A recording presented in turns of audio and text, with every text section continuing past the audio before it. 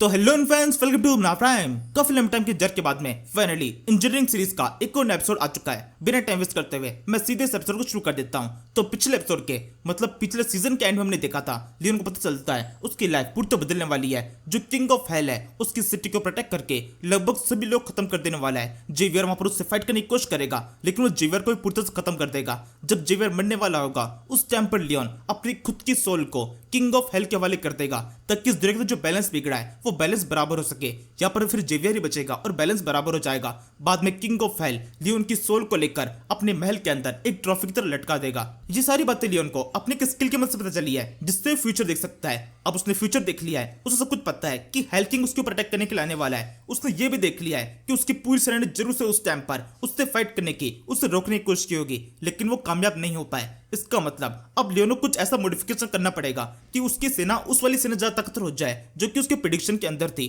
मतलब उसको अपने आप को इतना प्रिपेयर करना है कि वो हेल किंग से फाइट कर सके। और अब इसके बाद में यहाँ से द ग्रेटेस्ट ईस्टर डेवलपर का सेकंड सीजन शुरू होता है। एपिसोड की शुरुआत के अंदर हम लियोन और जेवियर को देखते हैं जो कि अपने ड्रैगन के ऊपर सवार होकर किसी सफर पर निकले हुए हैं। यहाँ पर जेवियर से पूछने लगता है हम यहाँ से मरमेड किंगडम की तरफ क्यों जा रहे हैं, कि वहां पर हमें कुछ काम है। इस पर लियोन कहता है हाँ बिल्कुल, एक काफी जरूरी काम है, लेकिन उससे पहले मैं तुम्हें एक बात क्लियर कर देना चाहता हूँ। मैं चाहता हूँ अगर किसी भी समय तुम पर कोई भी अटैक होता है तो तुम सबसे पहले खुद को प्रोटेक्ट करने की कोशिश करोगे। तुम किसी भी कारण से अपने हथियार नहीं डालोगे। तुम्हें एंड तक अपने को बचाने के लिए फाइट करते रहना है, चाहे तुम्हारी फाइट किसी से भी हो रही हो और चाहे तुम्हें उस फाइट करने के बदले में कोई भी कीमत को न चुकानी पड़े। तुम्हारे लिए सबसे इंपॉर्टेंट तुम्हारी खुद की लाइफ होनी चाहिए। तुम किसी को बचाने के लिए अपनी खुद की लाइफ को कभी भी खतरे में नहीं डालोगे। यहाँ पर जेवियर कुछ जवाब नहीं देता, वो बस लगातार लियोन की बातों सुनता रहता है। और उसके कुछ देर बाद में ये लोग इस जगह पहुंच जाते हैं, मरमेड किंगडम के ऊपर, जो यहाँ पर इन्होंने पोर्टल ओपन किया था। इस जगह पर इस पोर्टल के आसपास में एक बाउंड्री टाइप कुछ दिखाई दे रहा होता है। ये लोग बाउंड्री में एंटर करते हैं और अंदर के साइड में पोर्टल होता है और यहाँ सीधे पहुंच जाता है हेल में। जेवियर अभी भी पूरी तरह सदरजुल में है कि यहाँ पर इस सब कुछ हो क्या रहा है। लियोन इस तरीके से उसको अचानक से हेल के अंदर क्यों लेके जा रहा है। यहाँ से सीधे पहुंच जाते हैं हेल किंग के मेंशन के अंदर, जहाँ पर हेल किंग पहले से उनका इंतजार कर रहा होता है। वो लियोन को देख कहने लगता है मुझे लग ही रहा था कि तुम जल्दी इस जगह पर आते होंगे, तुम्हें आने में इतनी देर कैसे हो गई, लेकिन चलो अच्छी बात है आखिरकार तुम आ तो गए।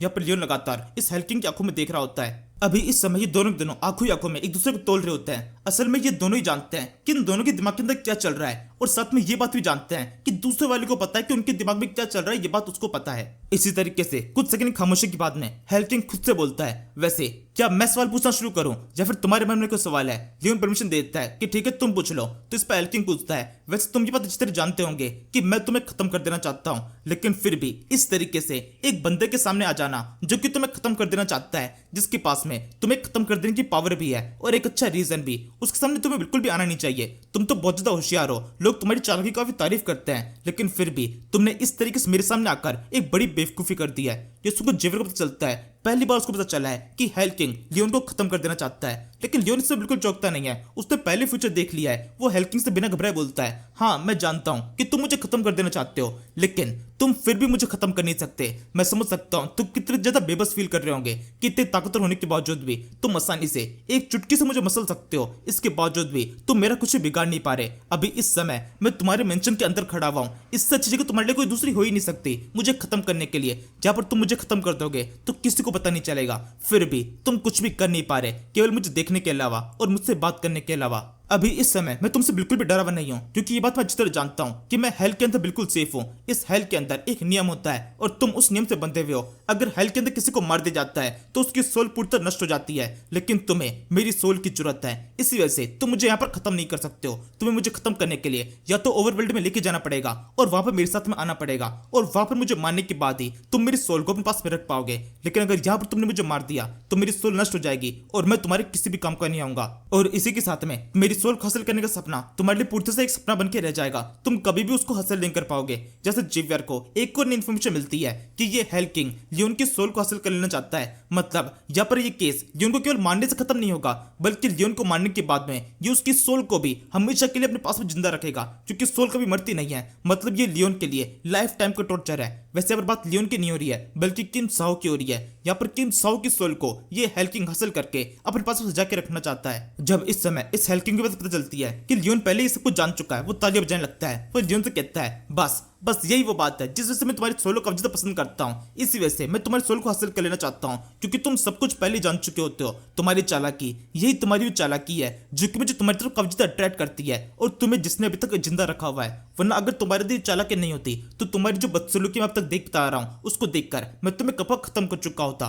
तुम्हारी इस बदसलूकी के कारण ही तुम्हारी सोल की तरफ मैं इतना अट्रैक्ट होता हूँ। बिल्कुल बिल्कुल, तुमने बिल्कुल ठीक कहा। मैं तुम्हारी सोल को हासिल कर लेना चाहता हूँ और हमेशा हमेशा के लिए तुम्हें पास में टॉर्चर करना चाहता हूँ। मैं चाहता हूँ तुम यहाँ पर इस दीवार के ऊपर लटके हुए हो और मैं हमेशा तुम्हें देखता रहूँ, ये देखकर खुश होता रहूँ कि तुम्हारी सोल इस तरीके से मेरे पास में लटक रही है जिसको मैं टॉर्चर कर सकता हूँ। ये सुनकर लियोन हेल्किंग का मजाक बनाते हुए उसे क्या लगता है, तुम मेरी सोल की तरफ इस तरह से अट्रैक्ट कर रहे हो, मेरे को बहुत ज्यादा अजीब सा लग रहा है। पहली बात, तुम एक आदमी हो और साथ में काफी ज्यादा बूढ़े भी हो, तुम्हारी एज काफी ज्यादा होगी। एक बूढ़ा आदमी जो कि मेरे फादर के भी फादर की उम्र का है, मतलब मेरे पूर्वजों की उम्र का है, वो मेरी सोल की तरफ इस तरह से अट्रैक्ट हो रहा है, मुझे काफी अजीब सा लग रहा है। तभी हेल्किंग आगे बोलता है, अपने बकवास बंद करो, मुझे ये बताओ तुम यहाँ पर आए किस लिए हो। मुझे यकीन है तुम्हारे दिमाग के अंदर कुछ और सवाल होंगे जिन सवालों की तुम जवाब हासिल करना चाहते हो। तो अब तुम्हारी बारी, तुम भी कुछ भी जो चाहो वो पूछ सकते हो। इस पर लियोन का पहला सवाल आता है, मुझे ये बताओ तुम मेरे मंडे का इंतजार क्यों नहीं कर रहे? कुछ ही टाइम के अंदर मैं बूढ़ा होकर मर जाऊंगा, तुम्हारे लिए तो के लिए कुछ ही टाइम होगा, तुम्हारी उम्र बहुत ज्यादा है। अगर तुम मेरी उम्र के खत्म होने का इंतजार करो,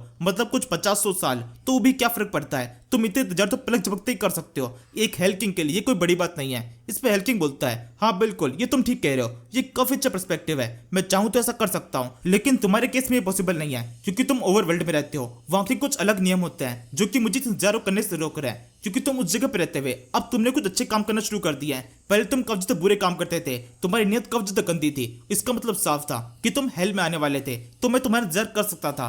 लेकिन अब तुम्हारे काम काफी अच्छे हो चुके हैं, तुम जो कुछ भी करते हो वो भले ही गलत नियत से होता हो, लेकिन फिर भी जिस किसी भी लाइफ के अंदर तुम्हारी एंट्री होती है वो लाइफ काफी अच्छी हो जाती है। उन सब की लाइफ के अंदर इतना बदलाव आता है कि वो सबके सब काफी ज्यादा खुश जाते हैं और तुम्हें कब से दुआएं देते हैं। इसके कारण तुम्हारे अच्छे कर्म का पलड़ा तुम्हारे बुरे कर्म से ज्यादा भारी होता जा रहा है, और कुछ टाइम के अंदर तुम्हारी मेरिट कंप्लीट हो जाएगी, और जैसे वो मेरिट कंप्लीट होगी इसका मतलब ये होगा कि तुम हेवन जाने लायक हो जाओगे। इसी वजह से मैं तुम्हारे मरने का इंतजार नहीं कर सकता हूँ। मुझे पूरा यकीन है जब कभी 50-100 साल बाद में तुम्हारी मौत होगी, उस टाइम तक तुम इस काबिल हो चुके होगे कि तुम्हें हेवन में भेजा जाए, तुम्हें हेल में नहीं भेजा जाएगा। लियोन कहता है, अच्छा तो ऐसी बात है, मेरी मेरिट कंप्लीट होने वाली है, मतलब मैं हेवन में जाने वाला हूँ, मेरे अच्छे कर्म काफी ज्यादा अच्छे हैं और तुम यही होने से रोकना चाहते हो। तुम चाहते हो मेरी मेरिट कंप्लीट होने से पहले तुम मुझे खत्म कर दो। ये सुनकर हेल्किंग हंसने लगता है। तब लियोन का अगला सवाल आता है, तो फिर मुझे ये बताओ तुम किस तरीके से ह्यूमन वर्ल्ड के अंदर आओगे? तुम हेल्किंग हो, ये बात तो मैं पूरी तरह समझ चुका हूँ कि तुम्हारे लिए ह्यूमन वर्ल्ड के अंदर आना बिल्कुल भी पॉसिबल नहीं है। अगर पॉसिबल होता तो तुम अब तक आ चुके होते और मुझे खत्म भी कर चुके होते। तुम्हें किस चीज ने यहाँ पर रोक के रखा हुआ है? इसका मतलब तुमने जरूर से ह्यूमन वर्ल्ड के अंदर आने के लिए कोई ना कोई टेक्निक लगाई होगी। मुझे बताओ वो टेक्निक क्या है? इस पे हेल्किंग हंसते हुए लगता है, क्या तुम बेवकूफ हो या फिर मुझे बेवकूफ समझते हो? मैं इतना भी कोई काइंड इंसान नहीं हूँ कि तुम्हारे हर एक सवाल का जवाब देता रहूं। मैं हेल्किंग हूँ, इस जगह का राजा मैं हूँ, और जहाँ पर मैं सवाल करता हूँ और किस सवाल का मुझे जवाब देना है वो भी मैं खुद डिसाइड करता हूँ। तो तुम्हारे इस सवाल का मैं कुछ जवाब नहीं दे सकता। इस पे लियोन पूरे कॉन्फिडेंस से बोलता है, बिल्कुल भी दुखी होने की जरूरत नहीं है, मेरे में इतना कॉन्फिडेंस है, मैं जानता हूँ तुम्हारा जो कुछ भी प्लान है वो उस प्लान को पूरी तरह से खराब कर देने वाला हूँ। तुम हमेशा के लिए इस हेल के अंदर ही सड़ते रहोगे और कभी भी ह्यूमन वर्ल्ड के अंदर एंटर नहीं कर पाओगे। इस पे हेल्किंग बोलता है, अच्छा इतना कॉन्फिडेंस? तुम्हारी एक कॉन्फिडेंस एक और वो कारण है जो कि मुझे तुम्हारी तरफ अट्रैक्ट करता है। अब तो मैं तुम्हारी सोल को हासिल करके ही रहूंगा।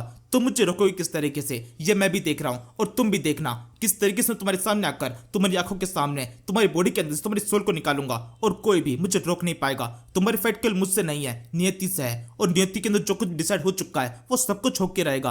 भले तुम कुछ देर के लिए उसको टाल सको, लेकिन जो कुछ भी होने वाला है वो सब कुछ होके ही रहता है। तुम जैसे एक ह्यूमन के लिए नियति को बदलना एक तो नामुमकिन है। इस पर लियोन बोलता है, मुझसे सबसे पहले भी काफी सारे लोगों ने काफी सारी चीजें कही है जो कि सबके साथ नामुमकिन थी, लेकिन उन सभी को मैंने मुमकिन करके दिखाया है। तो अब की बारी में कामयाब होकर रहूंगा। वो नामुमकिन चीज चाहे जितनी भी नामुमकिन हो, वो जितनी नामुमकिन होती है मेरे लिए उतना ही बड़ा चैलेंज होता है, और वो चैलेंज मुझे उतना ताकतवर बनाता है, मेरी काबिलियत को उतना निखार देता है। इस पे हेल्किंग बोलता है, अच्छा ऐसी बात है, तो ये तुम्हारे लिए चैलेंज की तरह है, तो फिर ठीक है, चैलेंज एक्सेप्टेड। भागो जितना भाग सकते हो, तुम्हारी मौत तुम्हारा पीछे आ रही है। इसके बाद में सीन शिफ्ट होता है, हम इस डेविल क्वीन को देखते हैं। मतलब ये पहली डेविल क्वीन थी, बाद में इसने लियोन किंग बना दिया था और अपनी पोस्ट छोड़ दी थी। लियोन ने इसको ऑर्डर दिया है कि हर सुबह सुबह उठने के साथ में ही सबका फ्यूचर देखती है। इसके पास में भी हल्का सा फ्यूचर देखने की पावर है कि 2-3 दिन आगे तक का फ्यूचर देख सकती है। तो ये सबसे पहले चेक कर रही होती है कि सबका फ्यूचर किस तरह का है, सिटी के लोग कैसे रहने वाले हैं, मरमिट किस तरह से होगी, लियोन के मदर और फादर वो सब कुछ किस तरीके के होंगे, और सब लोग बिल्कुल सेफ होते हैं। लेकिन तभी उसकी जरा सी नजर पड़ती है क्वीन एरिका के मेंशन के ऊपर उसको वहां पर एक हलचल दिखाई देती है। कुछ तो वहां पर है, कुछ अजीब सी एनर्जी। तभी थोड़ा गौर से देखने को दिखाई देता है एक अजीब सा बंदा है जो कि क्वीन एरिका के ऊपर अटैक करने वाला है। और क्योंकि क्वीन एरिका खुद भी एक फाइटर है, उसको एंटे पे हो जाता है कि कोई उसको अटैक करने वाला है। वो तुरंत अपने बिस्तर के पास उठ जाती है और देखने लगती है कौन अटैक कर रहा है। उससे कहने लगती है मैं भी एक शानदार फाइटर हूँ, मुझे ऐसा हो जाता है कि कौन मुझ पर अटैक करने वाला है। तुम इस तरीके से अंधेरे मुझ पर अटैक नहीं कर सकते, अब भुगतो जो तुमने अटैक करने की कोशिश की है, तुम्हें उसकी सजा मिलेगी। ये कहते हुए उस बंदे के ऊपर अटैक करने की कोशिश करती है। तभी वो बंदा एक अजीब चीज में ट्रांसफॉर्म हो जाता है। सबसे पहले एक रेड रंग की चीज होती है, फिर अगले सेकंड वो ग्रीन रंग में ट्रांसफॉर्म होता है और चारों तरफ गैस की तरफ बिखर जाता है। क्वीन एरिका उस गैस को अपनी बॉडी के अंदर इनहेल कर लेती है। ये शायद से कोई पॉइजन है। इस समय कमाल की बात ये होती है क्वीन एरिका ने इस पॉइजन को पहले भी देखा है और पिछली बार ये इतना ताकतवर नहीं था, लेकिन अब की बार ये पहले से भी कई ज्यादा ताकतवर है। इसके बाद में वो अपने सपनों के अंदर कहीं खो जाती है। उसको दिखाई देता है अपने बचपन वाला रूप। वो अपने खुद के रूप को देख रही होती है जो कि बुरी तरह से एकदम झुलसा हुआ सा है। उसकी आंखें एकदम लाल हो रखी है और पूरे चेहरे के ऊपर भी अजीब से निशान है। वो कब्जा दर्द में है। वो कहने लगती है ये सब कुछ क्या है, मुझे बहुत अजीब सा लग रहा है। ये कर्स ये मेरी बॉडी के चारों तरफ फैलता जा रहा है। ये कहते बच्ची क्वीन एरिका तो घबराई हुई होती है, लेकिन जो बड़ी वाली क्वीन एरिका है वो बिल्कुल भी घबराई हुई नहीं है। वो अपने बचपन रूप को समझाने लगती है तुम्हें बिल्कुल भी घबराने की जरूरत नहीं है। इस बार भले ये पॉइजन ज्यादा खतरनाक हो, लेकिन वो मेरे साथ में है। जहाँ पर वो लियोन की बात कर रही है, वो लियोन के ऊपर तो डिपेंडेंट है। उसको उम्मीद है लियोन कुछ ना कुछ करके इस पॉइजन से भी उसको छुटकारा दिला देगा। वो अपने बचपन रूप को मनाने की कोशिश करती है कि तुम्हें भी घबराने की जरूरत नहीं है। वो जरूर से कुछ करेगा और तुम्हें भी बचाएगा और मुझे भी, हम सेफ रहेंगे। इसके बाद में क्वीन एरिका के दिमाग के बाहर लियोन दिखाई देता है जो कि क्वीन एरिका के साथ में उसको संभालने की कोशिश कर रहा है। जीवर खिड़की से बाहर है जो कि हर चीज के ऊपर नजर रखे हुए है, अगर कोई दोबारा से अटैक कर दे तो। साथ में ये डेविल लेडी भी जिसको दिखाई देती है। ये शायद से उसका प्रेडिक्शन का ही पार्ट है। अभी तक ये सब कुछ हुआ नहीं है, या फिर ऐसा भी हो सकता है कि ये सब कुछ हो चुका है, ये बस लियोन को खबर नहीं दे पाई क्योंकि लियोन इस जगह मौजूद नहीं था, वो हेल के अंदर था। वैसे इसके होने के चांस काफी ज्यादा कम है, लेकिन फिर भी अगर ऐसा हो चुका है तो इसका मतलब हेल्किंग की टेक्निक शुरू हो चुकी है और उसने सबसे पहला शिकारी क्वीन एरिका को बनाया है। और अब इसी के साथ में इस सीरीज का एपिसोड पे खत्म होता है। इस वीडियो के ऊपर बहुत सारे लाइक और बहुत सारे कमेंट्स कर देना। नेक्स्ट वीडियो बहुत जल्दी आएगा। अभी मैं कुछ भी डेट नहीं दे रहा हूँ, लेकिन मुझे ऐसा लगता है एक वीक के अंदर एक एपिसोड आ जाना चाहिए। मैं नेक्स्ट एपिसोड को और भी जल्दी लाने की कोशिश करूंगा, तो इसके लिए चैनल सब्सक्राइब करके रख लो। नेक्स्ट वीडियो बहुत जल्दी आएगा ना। Thank you for watching. तू मेरा बेटी तुझे अपनी बीती तू है, समंदर सी दुनिया भावना में बह गया मैं।